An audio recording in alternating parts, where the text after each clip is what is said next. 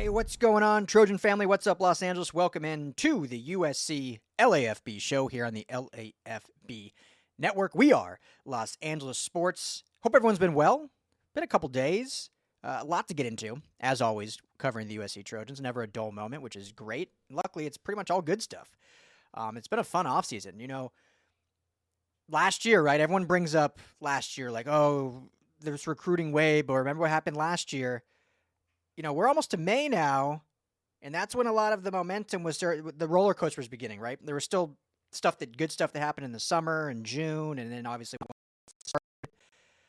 but the roller coaster began in kind of like April and May, and so far, still been an upward trajectory, but a lot to get into. We did have one player enter the spring portal, another, not a huge shock, but you know, wish him the best. We'll chat briefly about that. One from the spring portal committed to USC. So one out, one in. We'll talk about that. Another 2026 commitment on the offensive line from my hometown. We'll talk about that quickly.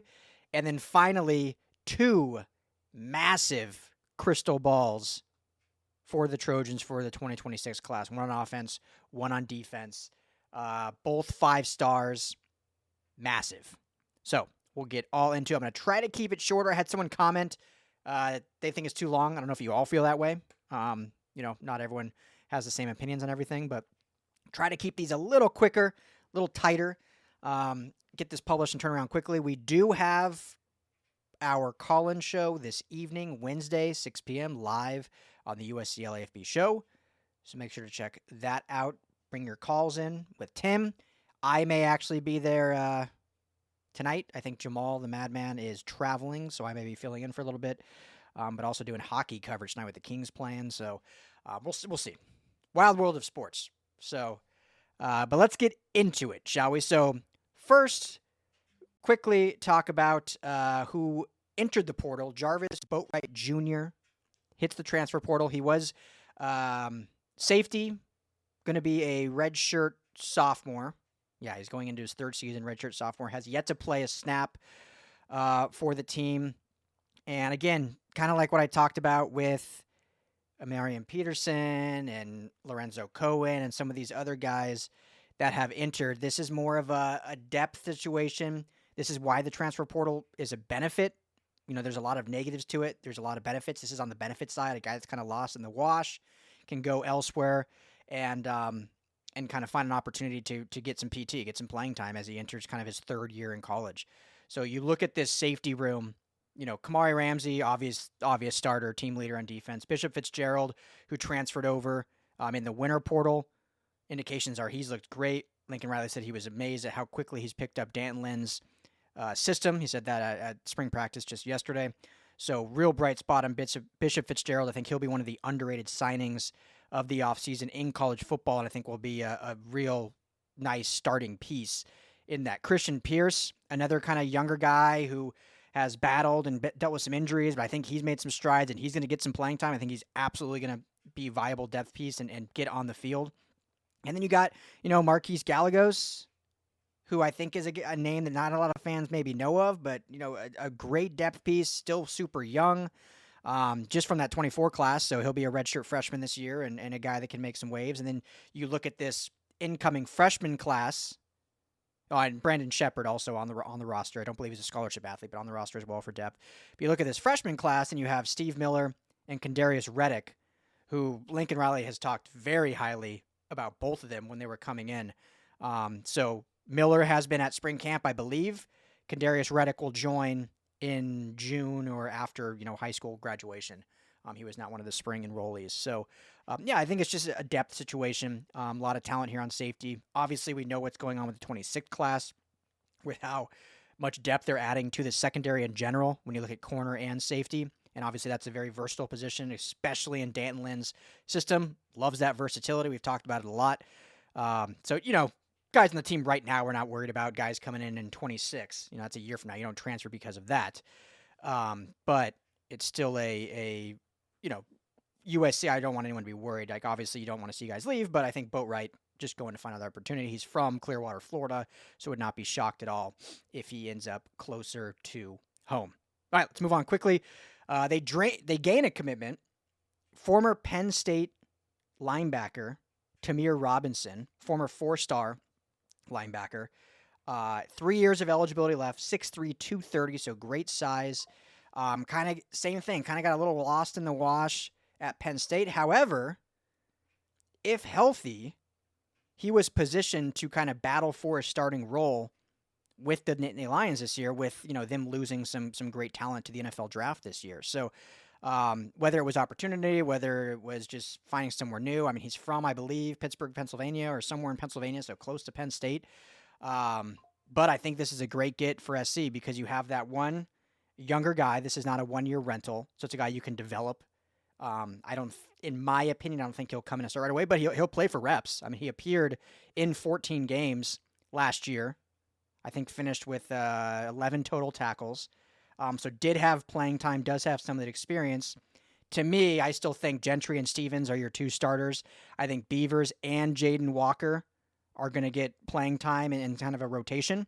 But I think that now this new incoming commitment Robinson will certainly be in that rotation of Beavers and Jaden Walker because he has playing time, has the youth there, former 4-star recruit, so lots of talent. So I think this is a good get. It's a guy. We talked about the linebacking room being the one kind of position group that's looking a little thin going into the season, especially with them moving Elijah Newby to the edge room. And, you have obviously some incoming freshmen coming in, and AJ Tuitele and Matau. But, those are freshmen. Obviously, we saw what Desmond Stevens did as a freshman and got playing time right off the bat. These kids could do that, but you don't want to bank on that. So we knew pretty confidently they were going to add a linebacker in this spring portal. Again, primarily for depth, not going after an immediate starter.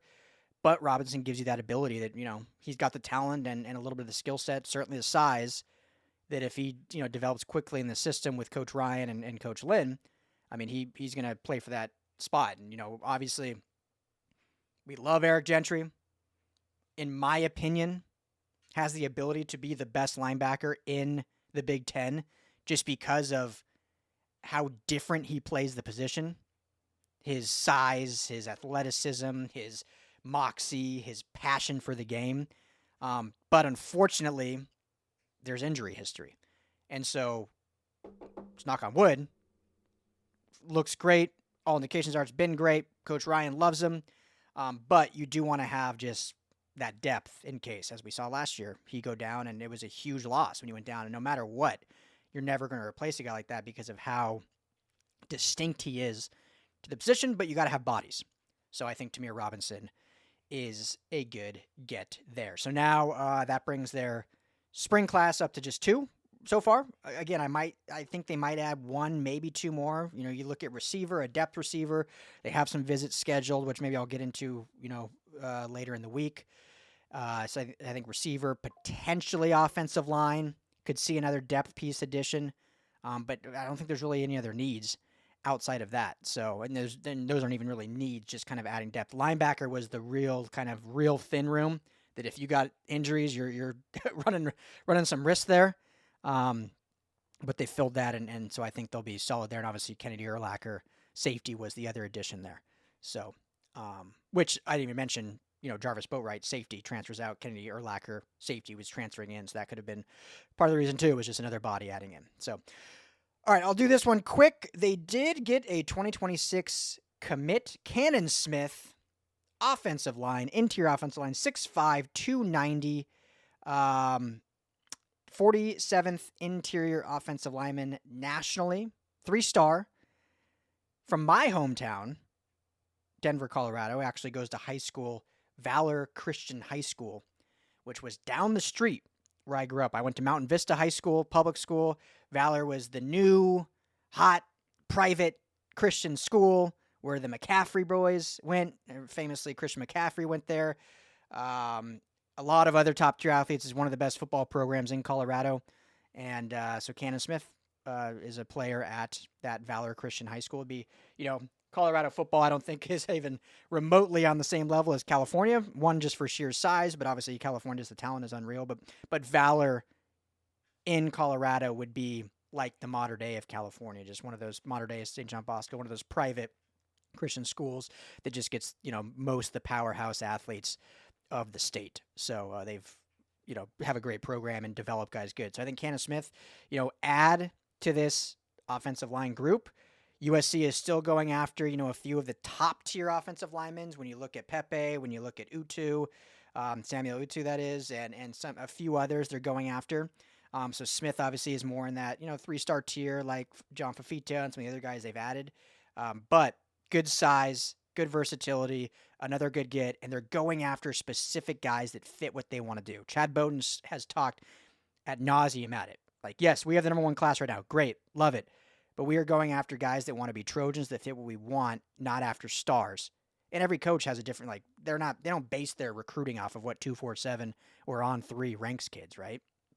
That's what we look at. Coaches have their own analysis, and usually it can fall fairly close in line, especially for the elite top guys. But another good get, Cannon Smith added 23rd commitment now in this 26 class. Almost there, guys. 12 away from 35, which I think is their goal. They want to have the biggest high school class in the nation. All right. Sticking with 2026, I think I said 25, I meant 26, obviously. Sticking with 2026 recruiting. 2 massive crystal balls came through just in the last kind of 48 hours or so. I'll start with on the defensive side. And they get a crystal ball from, let me just make sure I get who actually, Steve Wiltfong of On 3, an old-fashioned Fong bomb, gives a crystal ball that 5-star corner out of the state of Ohio, Albert Hill, will commit to USC. Hill's father told On 3, just the whole coaching staff and Coach Riley. Coach Riley has been awesome. The relationship he's built with him, me, our family, Coach Weston, Coach Lynn, Coach Reed, they're doing a phenomenal job recruiting us. Just the vision and the plan they laid on the table is awesome. Hill is the number 1 recruit in the state of Ohio and the number 4 cornerback nationally. So if this were to come to fruition, he would join the number 3 corner in R.J. Sermons, top 10 corner in Brandon Lockhart, obviously Madden Riordan and Joshua Holland in the class as well. Very talented local kids. This would be a big one, Albert Hill. Now, the question is, what would this mean for someone like Brandon Arrington, who's another 5-star top recruit, more local, San Diego area, obviously USC is in the final thing.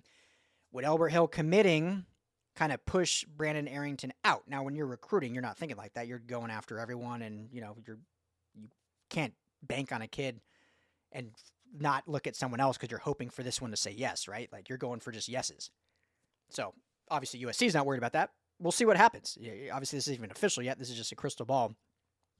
But Albert Hill, tremendous talent. I saw on social media his dad kind of coming out. They were getting real bad-mouthed by fans in the state of Ohio for, again, he didn't even commit yet, but he gets this prediction, and all of a sudden fans are turning on him, I'm sure saying awful things, like sometimes, unfortunately, fans do. So, hey, if this is the case, Trojan family, time to welcome in an outsider, make them a part of the local community. And I just, not that anyone needs to hear a PSA from me, but, as a fan base, I think as long as we can all, be respectful, like when a local kid decides to go to Oregon, Ohio State, Michigan, like if a fan's bad-mouthing that, it's low. It's real low. So that's just, I haven't seen it. I'm sure it does happen. But I think the Trojan fan base, from what I've seen, is typically very respectful in that regard. So let's keep that true. And obviously when someone comes from out of state, we welcome them in. Welcome to the great state of California, the great city of LA, the great institution that is USC. So Albert Hill, crystal ball, Steve Wiltfong, USC. I don't know if there's a timeline on when he will commit. I'll look more into that, but that's a big one. Last and certainly not least, just this morning, Pete Nakos of On 3 dropped his own recruiting prediction for 5-star quarterback Rider Lions to indeed commit to USC. Now, his recruitment, I don't want to say it's been a roller coaster. Like, it certainly has not compared to Julian Lewis, the well-documented roller coaster of a recruitment. Kid took 77. I still can't get over that. 70 visits Julian Lewis took during his recruitment. 20 plus after committing to USC, to other schools. He came to USC a bunch too. 20 plus to other schools. So not even remote. I mean, I think Ryder Lyons has taken, like, when it's after his official visits in June, he'll have a total of like 14 visits. So not that. I mean, more so roller coaster in the sense that he was kind of a lock to SC like a year ago. His brother Walker Lyons is a tight end here. Lincoln Riley's been up to Folsom a bunch. It was just seen as like a lock. Like Ryder Lyons, like that's the prototypical Lincoln Riley quarterback. He's going to SC. Well, then when SC flipped Jonas Williams from Oregon, it started being like, well, okay, well, Ryder Lyons look elsewhere. Does he want to be the second quarterback in the same class? Now, everyone knows, and I'll just say it again, like he's going on his LDS mission after high school. So while he's a 2026 class member, he will not be on campus till 2027. It's going to take him a year just to get caught up regardless. So, I mean, the succession should be fine from Husan Longstreet, Jonas Williams, Ryder Lyons. I talked about that, I think, 2 episodes ago a little bit, that, there will be a competition there at one point when Lyons is going into year 3 and Williams is kind of going into year 4. Like, if Williams isn't going to the draft yet, like, what's that waiting game look like? But that's farther down the line. So the succession should still work fine to where he doesn't have to worry about being in the same class as another quarterback because, he's technically 27 class. But that was still kind of the perception of, like, will that deter him from SC? Oregon obviously lost Jonas Williams so they have no quarterback in 26.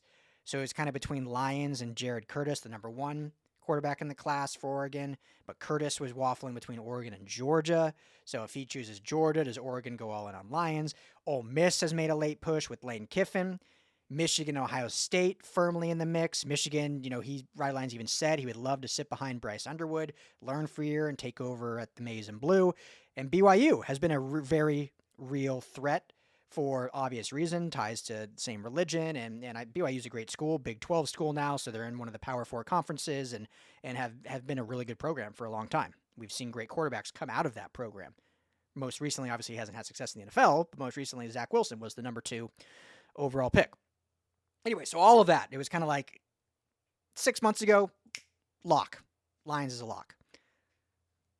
1 month ago, I was leaning more towards SC's still very much in it, but I feel like it's less likely than it was. Still likely, but less likely.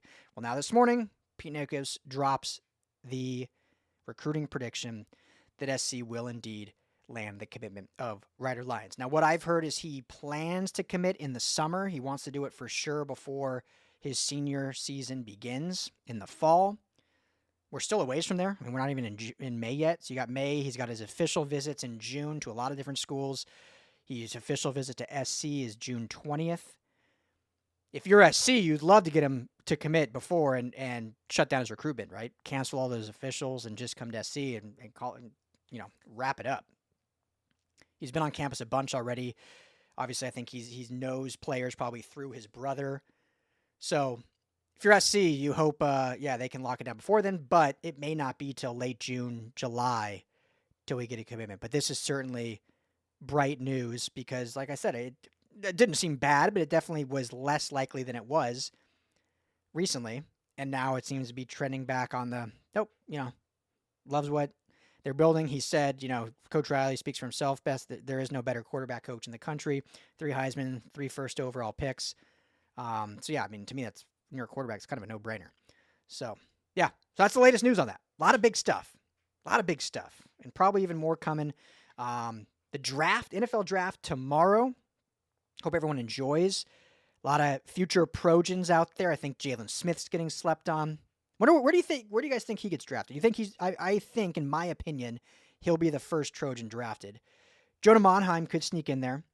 And then Woody Marks, I think, is a very underrated running back, but just because of the position, it's like unless a few of those running backs sneak into the first round. So, obviously Genty is going to go first round. I think Amarian Hampton from North Carolina is probably first round. And if the 2 Ohio State kids, if 1 or 2 of them sneak into the first, then Woody Marks maybe becomes like a second, third round pick just because you got 4 go that early.